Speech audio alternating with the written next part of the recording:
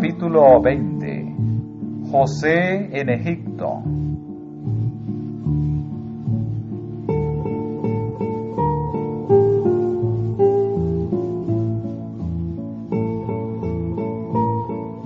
Mientras tanto, José y sus amos iban en camino a Egipto.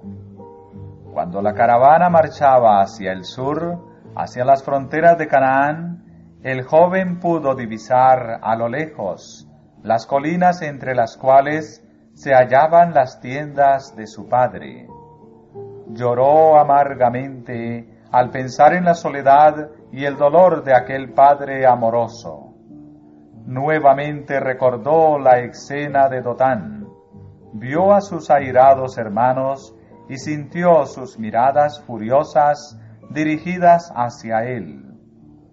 Las punzantes e injuriosas palabras con que habían contestado a sus súplicas angustiosas resonaban aún en sus oídos. Con el corazón palpitante pensaba en qué le reservaría el porvenir. ¡Qué cambio de condición! De hijo tiernamente querido había pasado a ser esclavo menospreciado y desamparado. Solo y sin amigos, ¿cuál sería su suerte en la extraña tierra a donde iba? Durante algún tiempo José se entregó al terror y al dolor sin poder dominarse.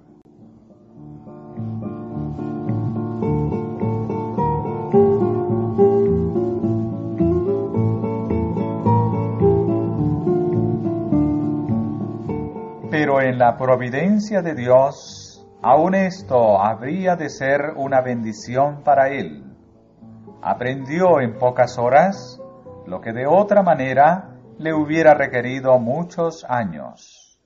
Por fuerte y tierno que hubiera sido el cariño de su padre, le había hecho daño por su parcialidad y complacencia.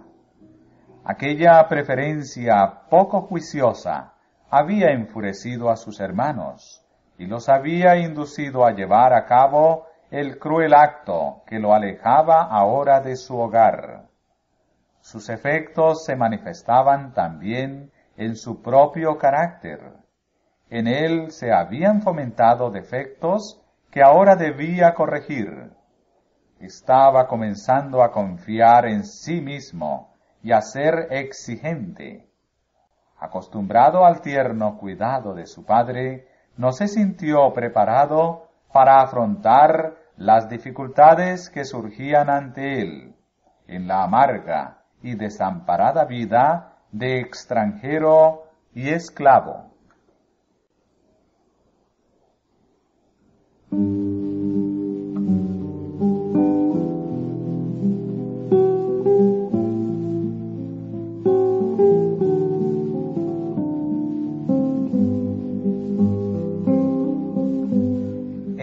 Entonces sus pensamientos se dirigieron al Dios de su padre. En su niñez se le había enseñado a amarle y temerle. A menudo, en la tienda de su padre, había escuchado la historia de la visión que Jacob había presenciado cuando huyó de su casa desterrado y fugitivo. Se le había hablado de las promesas que el Señor le hizo a Jacob y de cómo se habían cumplido, cómo en la hora de necesidad los ángeles habían venido a instruirle, confortarle y protegerle. Y había comprendido el amor manifestado por Dios al proveer un redentor para los hombres. Ahora, todas estas lecciones preciosas se presentaron vivamente ante él. José creyó que el Dios de sus padres sería su Dios. Entonces, allí mismo, se entregó por completo al Señor y oró para pedir que el guardián de Israel estuviese con él en el país a donde iba desterrado.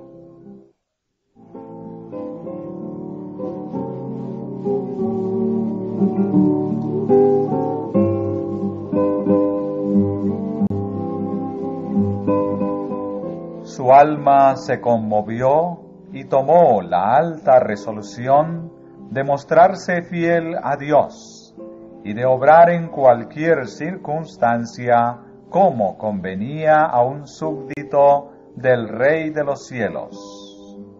Serviría al Señor con corazón íntegro, afrontaría con toda fortaleza las pruebas que le deparara su suerte y cumpliría todo deber con fidelidad. La experiencia de ese día fue el punto decisivo en la vida de José. Su terrible calamidad le transformó de un niño mimado que era en un hombre reflexivo, valiente y sereno.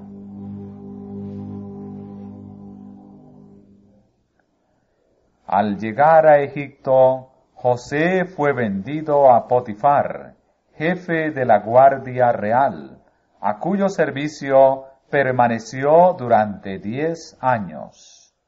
Allí estuvo expuesto a tentaciones extraordinarias. Estaba en medio de la idolatría. La adoración de dioses falsos estaba rodeada de toda la pompa de la realeza, sostenida por la riqueza y la cultura de la nación más altamente civilizada de aquel entonces. No obstante, José conservó su sencillez y fidelidad a Dios. Las escenas y la seducción del vicio le circundaban por todas partes, pero él permaneció como quien no veía ni oía. No permitió que sus pensamientos se detuvieran en asuntos prohibidos. El deseo de ganarse el favor de los egipcios no pudo inducirle a ocultar sus principios. Si hubiera tratado de hacer esto, habría sido vencido por la tentación. Pero no se avergonzó de la religión de sus padres y no hizo ningún esfuerzo por esconder el hecho de que adoraba a Jehová.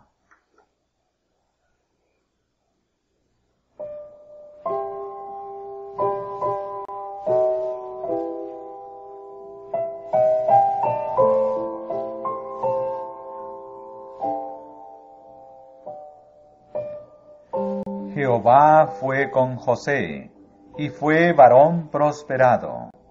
Y vio su Señor que Jehová era con él, y que todo lo que él hacía, Jehová lo hacía prosperar en su mano. La confianza de Potifar en José aumentaba diariamente, y por fin le ascendió a mayordomo, con dominio completo sobre todas sus posesiones. Y dejó todo lo que tenía en mano de José, ni con él sabía de nada más que del pan que comía.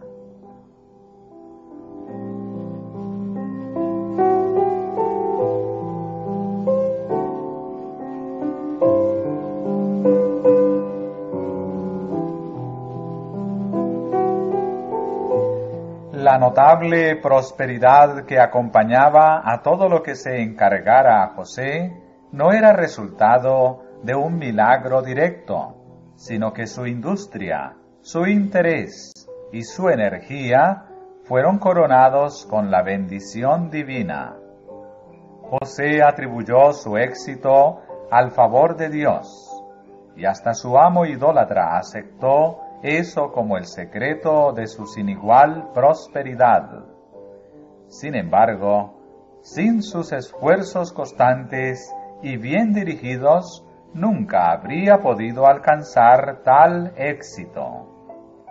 Dios fue glorificado por la fidelidad de su siervo.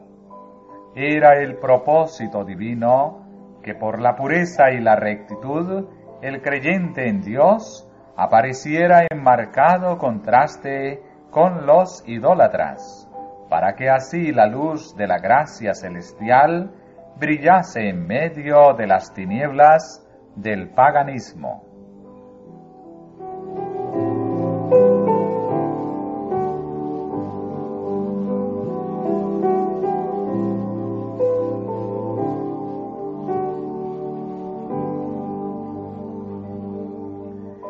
La dulzura y la fidelidad de José cautivaron el corazón del jefe de la Guardia Real, que llegó a considerarlo más como un hijo que como un esclavo.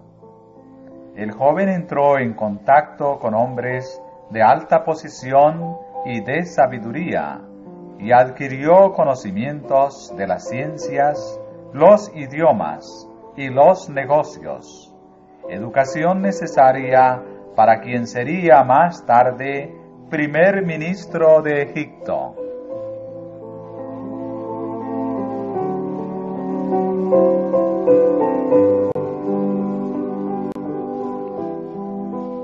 Pero la fe e integridad de José habían de acrisolarse mediante pruebas de fuego. La esposa de su amo trató de seducir al joven a que violara la ley de Dios. Hasta entonces había permanecido sin mancharse con la maldad que abundaba en aquella tierra pagana. Pero ¿cómo enfrentaría esta tentación tan repentina, tan fuerte, tan seductora? José sabía muy bien cuál sería el resultado de su resistencia. Por un lado, había encubrimiento, favor y premios. Por el otro, desgracia, prisión y posiblemente la muerte. Toda su vida futura dependía de la decisión de ese momento. ¿Triunfarían los buenos principios? ¿Se mantendría fiel a Dios?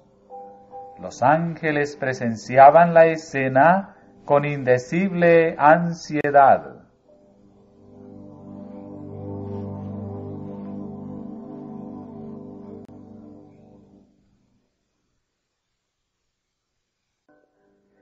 La contestación de José revela el poder de los principios religiosos. No quiso traicionar la confianza de su amo terrenal, y cualesquiera que fueran las consecuencias, sería fiel a su amo celestial. Bajo el ojo escudriñador de Dios y de los santos ángeles, muchos se toman libertades de las que no se harían culpables en presencia de sus semejantes. Pero José pensó primeramente en Dios. ¿Cómo pues haría yo este grande mal y pecaría contra Dios? Dijo él.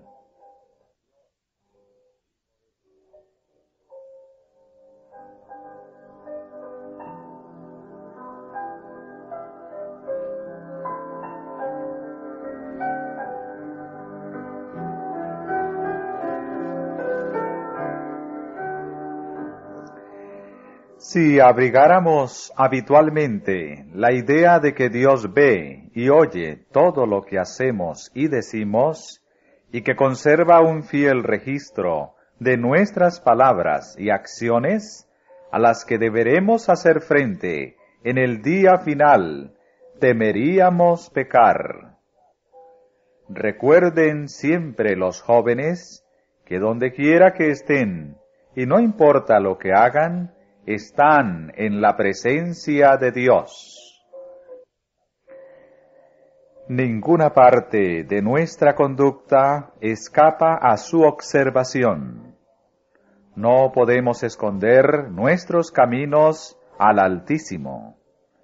Las leyes humanas, aunque algunas veces son severas, a menudo se violan sin que tal cosa se descubra, y por lo tanto, las transgresiones quedan sin castigo. Pero no sucede así con la ley de Dios. La más profunda medianoche no es cortina para el culpable. Puede creer que está solo, pero para cada acto hay un testigo invisible. Los motivos mismos del corazón están abiertos a la divina inspección. Todo acto, toda palabra, todo pensamiento están tan exactamente anotados como si hubiera una sola persona en todo el mundo, y como si la atención del cielo estuviera concentrada sobre ella.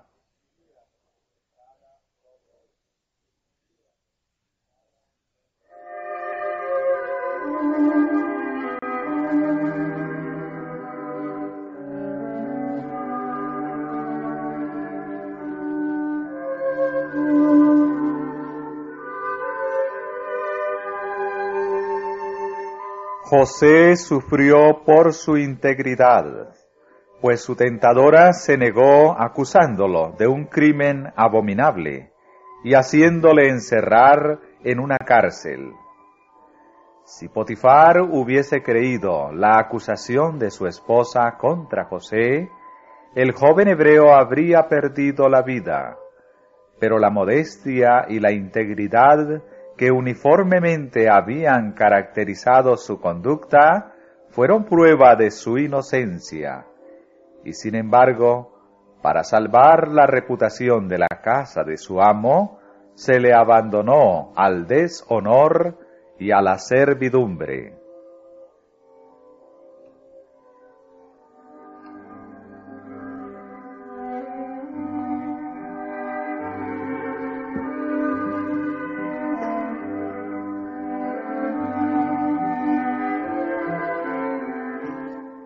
Al principio, José fue tratado con gran severidad por sus carceleros. El salmista dice: afligieron sus pies con grillos, en hierro fue puesta su persona. Hasta la hora que llegó su palabra, el dicho de Jehová le probó. Pero el verdadero carácter de José resplandeció aún en la oscuridad del calabozo. Mantuvo firmes su fe y su paciencia. Los años de su fiel servicio habían sido compensados de la manera más cruel. No obstante, esto no le volvió sombrío ni desconfiado. Tenía la paz que emana de una inocencia consciente y confió su caso a Dios. No caviló en los perjuicios que sufría, sino que olvidó sus penas y trató de aliviar las de los demás. Encontró una obra que hacer aún en la prisión. Dios le estaba preparando en la escuela de la aflicción para que fuera de mayor utilidad, y no rehusó someterse a la disciplina que necesitaba.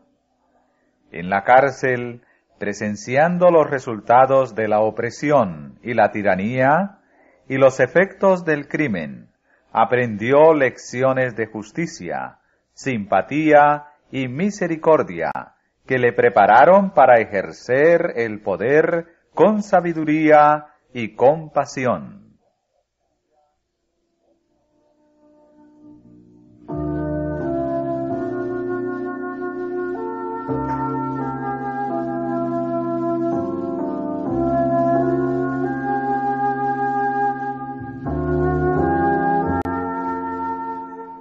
Poco a poco José ganó la confianza del carcelero y se le confió por fin el cuidado de todos los presos. Fue la obra que ejecutó en la prisión, la integridad de su vida diaria y su simpatía hacia los que estaban en dificultad y congoja, lo que le abrió paso hacia la prosperidad y los honores futuros. Cada rayo de luz que derramamos sobre los demás se refleja sobre nosotros mismos. Toda palabra bondadosa y compasiva que se diga a los angustiados, todo acto que tienda a aliviar a los oprimidos y toda dádiva que se otorgue a los necesitados, si son impulsados por motivos sanos, resultarán en bendiciones para el dador.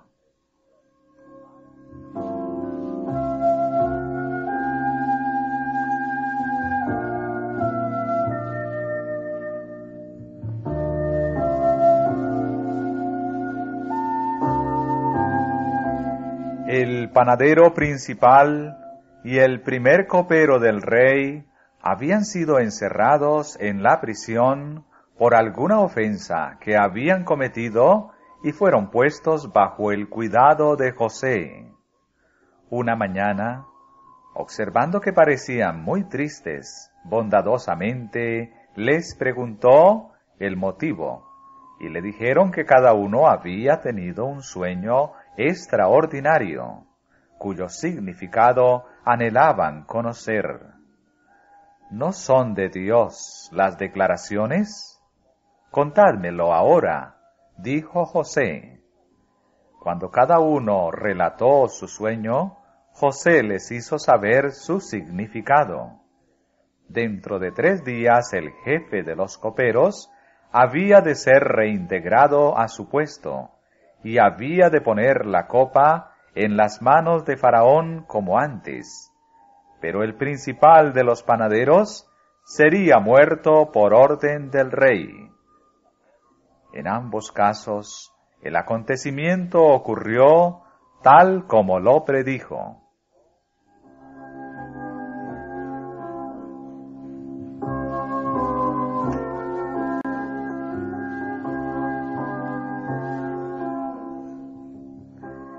El copero del rey había expresado la más profunda gratitud a José, tanto por la feliz interpretación de su sueño, como por otros muchos actos de bondadosa atención.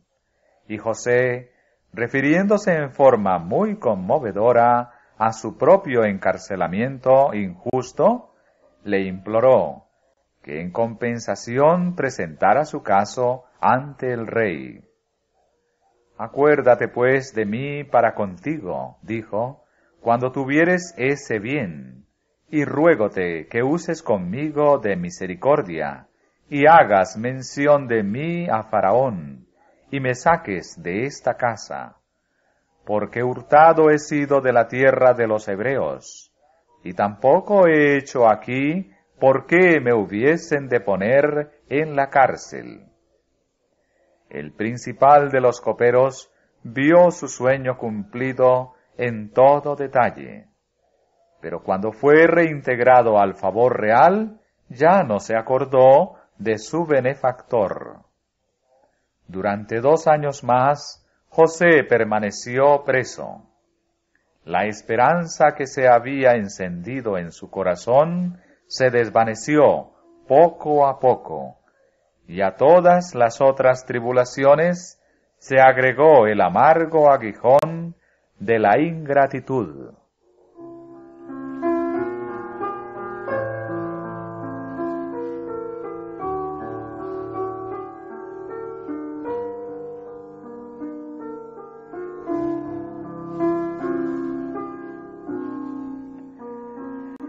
Pero una mano divina estaba por abrir las puertas de la prisión. El rey de Egipto tuvo una noche 2 sueños que, por lo visto, indicaban el mismo acontecimiento y parecían anunciar alguna gran calamidad.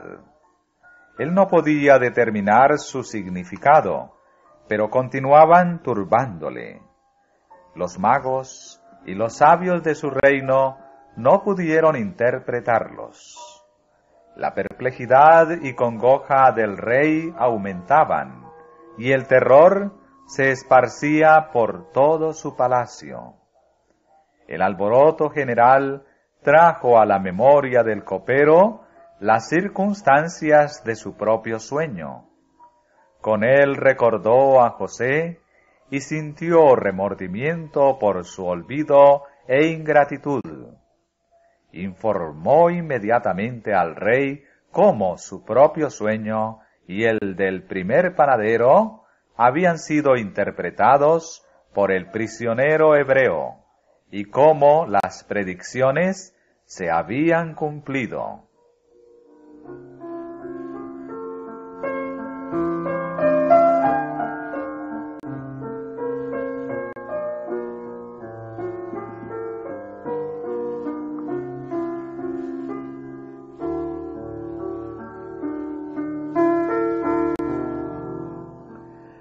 Fue humillante para Faraón tener que dejar a los magos y sabios de su reino para consultar a un esclavo extranjero, pero estaba listo para aceptar el servicio del más ínfimo, con tal que su mente atormentada pudiese encontrar alivio.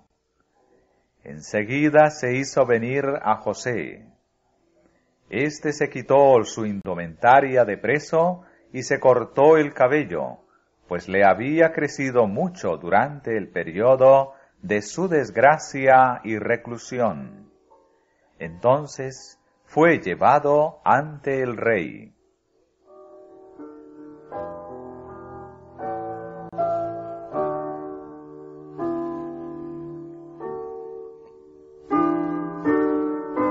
Y dijo Faraón a José: Yo he tenido un sueño, y no hay quien lo declare, mas he oído decir de ti, que oyes sueños para declararlos.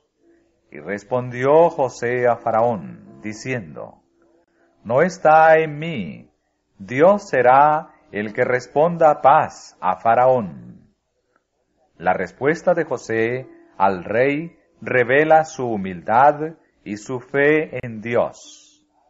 Modestamente rechazó el honor de poseer en sí mismo sabiduría superior. No está en mí. Solo Dios puede explicar estos misterios.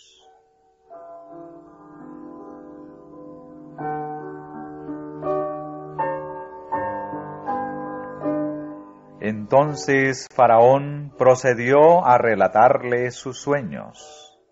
En mi sueño parecíame que estaba a la orilla del río, y que del río subían 7 vacas de gruesas carnes y hermosa apariencia, que pacían en el prado, y que otras 7 vacas subían después de ellas, flacas y de muy fea traza, tan extenuadas que no he visto otras semejantes en toda la tierra de Egipto en fealdad.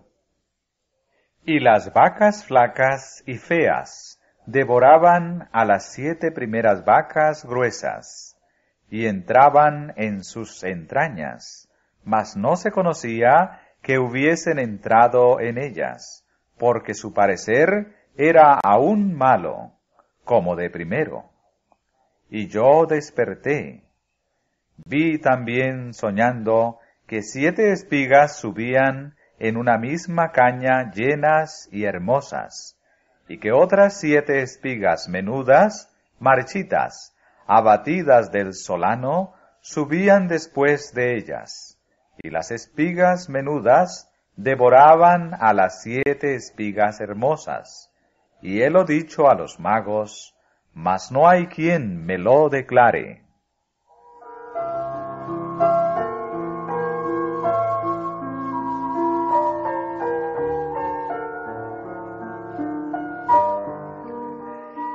El sueño de Faraón es uno mismo, contestó José. Dios ha mostrado a Faraón lo que va a hacer. Habría 7 años de abundancia. Los campos y las huertas rendirían cosechas más abundantes que nunca. Y este periodo sería seguido de 7 años de hambre. Y aquella abundancia no se echará de ver a causa del hambre siguiente, la cual será gravísima.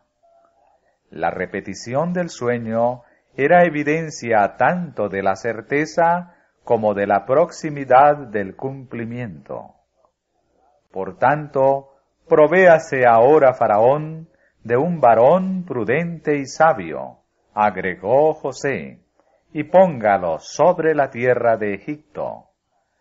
Haga esto Faraón, y ponga gobernadores sobre el país, y quinte la tierra de Egipto en los 7 años de la hartura.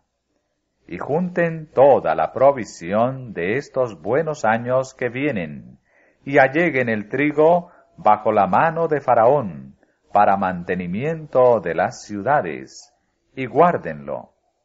Y esté aquella provisión en depósito para el país, para los 7 años del hambre que serán en la tierra de Egipto.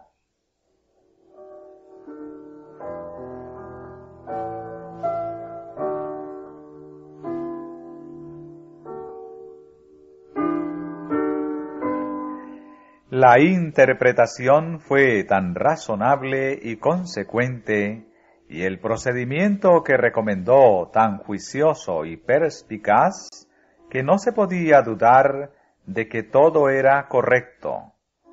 Pero, ¿a quién se había de confiar la ejecución del plan?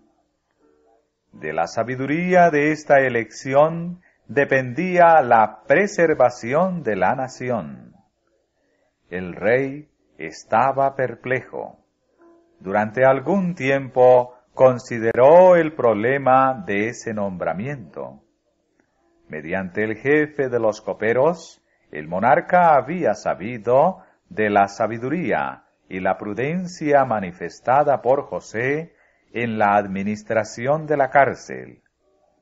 Era evidente que poseía habilidad administrativa en alto grado.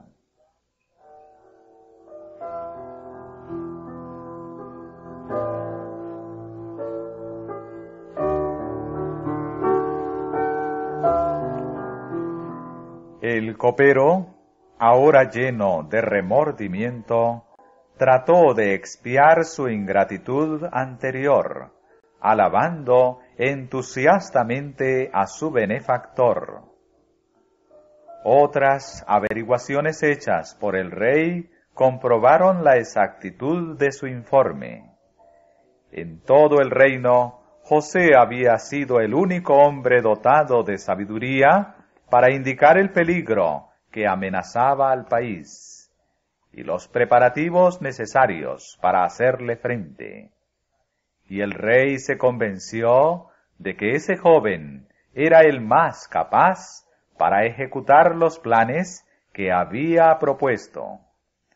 Era evidente que el poder divino estaba con él, y que ninguno de los estadistas del rey se hallaba tan bien capacitado como José para dirigir los asuntos de la nación frente a esa crisis. El hecho de que era hebreo y esclavo era de poca importancia cuando se tomaba en cuenta su manifiesta sabiduría y su sano juicio. Hemos de hallar otro hombre como este, en quien haya espíritu de Dios, dijo el rey a sus consejeros.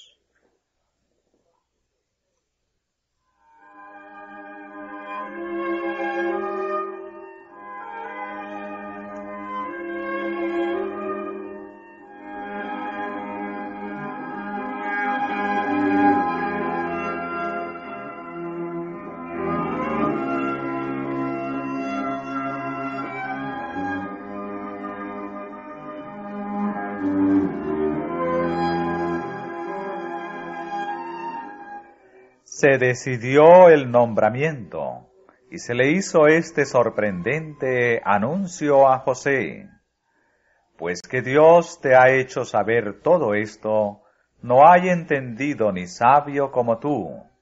Tú serás sobre mi casa, y por tu dicho se gobernará todo mi pueblo. Solamente en el trono seré yo mayor que tú. El rey procedió a investir a José con las insignias de su elevada posesión. Entonces Faraón quitó su anillo de su mano, y púsolo en la mano de José, e hízole vestir de ropas de lino finísimo, y puso un collar de oro en su cuello, e hízolo subir en su segundo carro, y pregonaron delante de él: «Doblad la rodilla».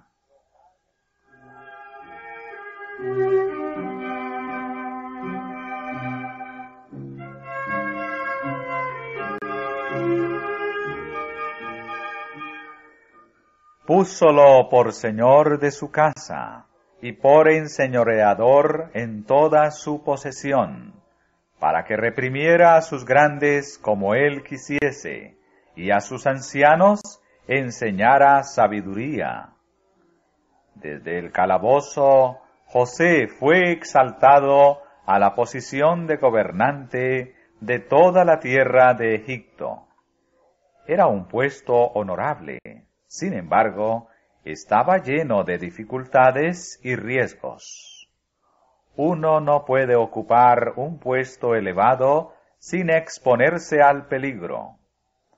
Así como la tempestad deja incólume a la humilde flor del valle, mientras desarraiga al majestuoso árbol de la cumbre de la montaña, así los que han mantenido su integridad en la vida humilde pueden ser arrastrados al abismo por las tentaciones que acosan al éxito y al honor mundanos. Pero el carácter de José soportó la prueba tanto de la adversidad como de la prosperidad. Manifestó en el palacio de Faraón la misma fidelidad hacia Dios que había demostrado en su celda de prisionero. Era aún extranjero en tierra pagana, separado de su parentela que adoraba a Dios, pero creía plenamente que la mano divina había guiado sus pasos, y confiando siempre en Dios, cumplía fielmente los deberes de su puesto. Mediante José, la atención del rey y de los grandes de Egipto fue dirigida hacia el verdadero Dios. Y a pesar de que siguieron adhiriéndose a la idolatría, aprendieron a respetar los principios revelados en la vida y el carácter del adorador de Jehová.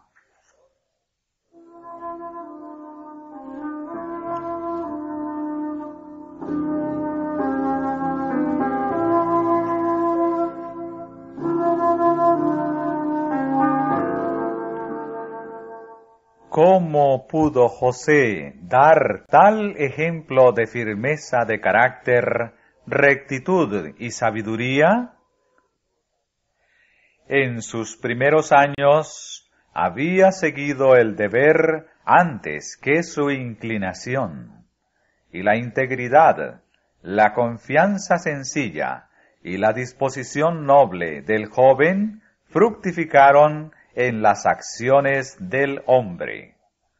Una vida sencilla y pura había favorecido el desarrollo vigoroso de las facultades tanto físicas como intelectuales. La comunión con Dios mediante sus obras y la contemplación de las grandes verdades confiadas a los herederos de la fe habían elevado y ennoblecido su naturaleza espiritual, al ampliar y fortalecer su mente como ningún otro estudio pudo haberlo hecho. La atención fiel al deber en toda posición, desde la más baja hasta la más elevada, había educado todas sus facultades para el más alto servicio. El que vive de acuerdo con la voluntad del Creador adquiere con ello el desarrollo más positivo y noble de su carácter. El temor del Señor es la sabiduría, y el apartarse del mal, la inteligencia.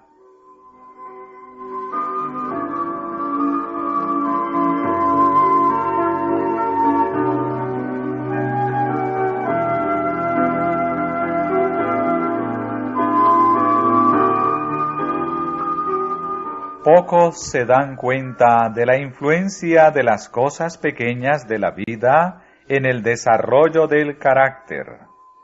Ninguna tarea que debamos cumplir es realmente pequeña. Las variadas circunstancias que afrontamos día tras día están concebidas para probar nuestra fidelidad y han de capacitarnos para mayores responsabilidades. Adhiriéndose a los principios rectos en las transacciones ordinarias de la vida, la mente se acostumbra a mantener las demandas del deber por encima del placer y de las inclinaciones propias. Las mentes disciplinadas en esta forma no vacilan entre el bien y el mal, como la caña que tiembla movida por el viento. Son fieles al deber porque han desarrollado hábitos de lealtad y veracidad. Mediante la fidelidad en lo mínimo, adquieren fuerza para ser fieles en asuntos mayores.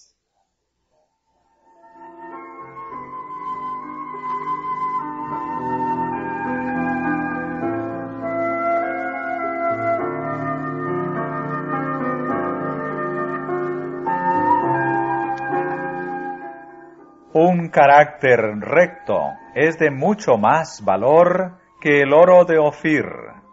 Sin él nadie puede elevarse a un cargo honorable.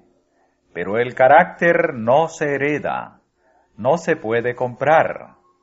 La excelencia moral y las buenas cualidades mentales no son el resultado de la casualidad. Los dones más preciosos carecen de valor a menos que sean aprovechados. La formación de un carácter noble es la obra de toda una vida y debe ser el resultado de un esfuerzo aplicado y perseverante.